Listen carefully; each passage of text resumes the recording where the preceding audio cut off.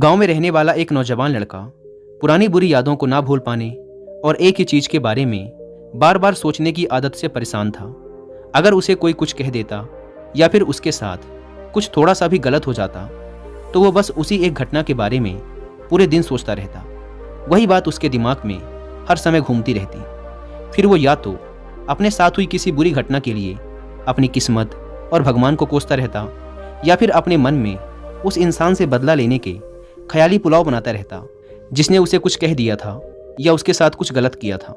अपने इस ज़्यादा सोचने की आदत की वजह से ना तो लोगों के साथ उसके अच्छे रिश्ते थे और ना ही वह किसी काम को अच्छे से कर पाता था।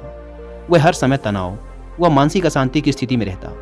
उसकी ऐसी हालत को देखकर उसके एक मित्र ने उसे सलाह दी कि यहाँ पास के ही एक बौद्ध मठ में एक जैन मास्टर रहते हैं, तुम उनके पास जाओ, वो तुम्हारी इस मानसिक समस्या का कोई ना कोई समाधान अवश्य बता देंगे। वह नौजवान लड़का जैन मास्टर के पास जाता है और अपनी समस्या उन्हें बताता है कि कैसे वो एक ही घटना के बारे में बार बार सोचता रहता है और पुरानी बुरी बातों व यादों को भूल नहीं पाता।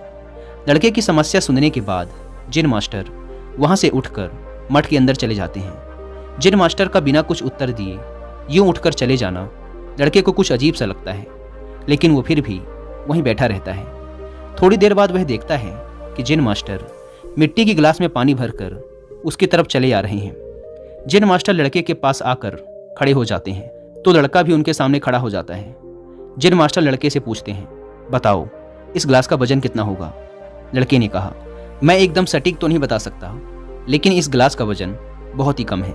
अब जैन मास्टर ने गंभीर होकर कहा, मेरा प्रश्न ये है कि अगर मैं इस गिलास को थोड़ी देर तक ऐसे ही पकड़कर खड़ा रहूं तो क्या होगा? लड़के ने कहा, कुछ भी नहीं होगा।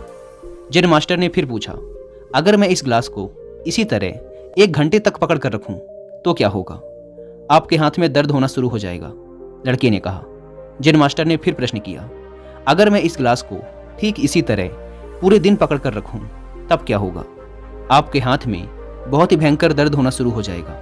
आपका हाथ सुन्न भी हो सकता है, आपकी मांसपेशियों में भारी तनाव आ सकता है और यहाँ तक कि आपके हाथ को लकवा भी मार सकता है। लड़के ने गंभीर शब्दों में कहा। जैन मास्टर ने कहा, बहुत बढ़िया, लेकिन क्या इस दौरान गिलास का वजन बदला? लड़के ने कहा, नहीं, वजन तो नहीं बढ़ा।